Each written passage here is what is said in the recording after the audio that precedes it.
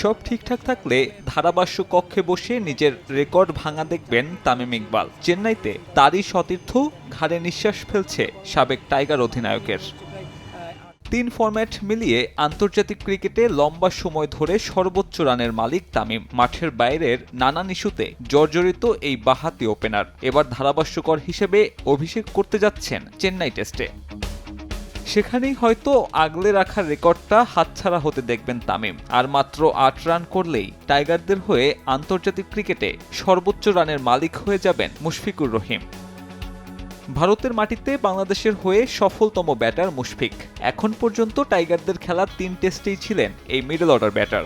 সর্বোচ্চ গড়ের পাশাপাশি এই ফরম্যাটে একমাত্র সেঞ্চুরিটাও মুশফিকের। 2017-তে হায়দ্রাবাদে সে টেস্টে খেলেছিলেন সাকিব আল হাসানও। মুশফিকের সেঞ্চুরির ইনিংসে এই অলরাউন্ডার করেন 82। চিপকে ভারতীয় স্পিনারদের সামলাতে বড় দায়িত্ব থাকবে এই দুজনের ওপর। ঘরের ছেলে অশ্বিন কিংবা রবীন্দ্র জাদেজা, থার্ড স্পিনার থাকলে সামলাতে হবে কুলদীপ অথবা অক্ষর প্যাটেলকেও। চেন্নাইতে বাংলাদেশের পরিণতির অনেকটাই নির্ধারিত হয়ে যাবে তাদের সামনে।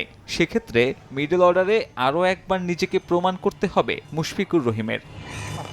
হায়দ্রাবাদ টেস্টে অশ্বিনকে সামলেই 127 রানের ইনিংস খেলেছিলেন মুশি। অশ্বিনের সামনে তার পরিসংখ্যানটাও বেশ ভালো।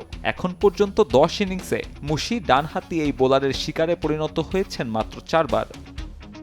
মুশফিক বাদে চেন্নাইতে রেকর্ড গড়ার সুযোগ আছে আরও অনেকের। আর মাত্র 5 উইকেট নিলেই সাকিবের পর দ্বিতীয় বাংলাদেশি বোলার হিসেবে টেস্ট ক্রিকেটে 200 উইকেটের ক্লাবে নাম লেখাবেন তাইজুল ইসলাম।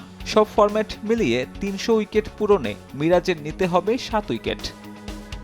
ক্যাপ্টেন হিসেবে নতুন মাইল ফলক গড়ার সুযোগ থাকবে নাজমুল হোসেন শান্তর সামনে। চিপকে সপ্তমবারের মতো টাইগারদের নেতৃত্ব দেওয়ার ম্যাচে জিততে পারলে সাকিবকে স্পর্শ করবেন শান্ত। এখন পর্যন্ত অধিনায়ক হিসেবে এই অলরাউন্ডার দেশকে জিতিয়েছেন 4 টেস্ট। তালিকার চূড়ায় মুশফিক, তার অধীনে টাইগাররা জিতেছে 7 ম্যাচ।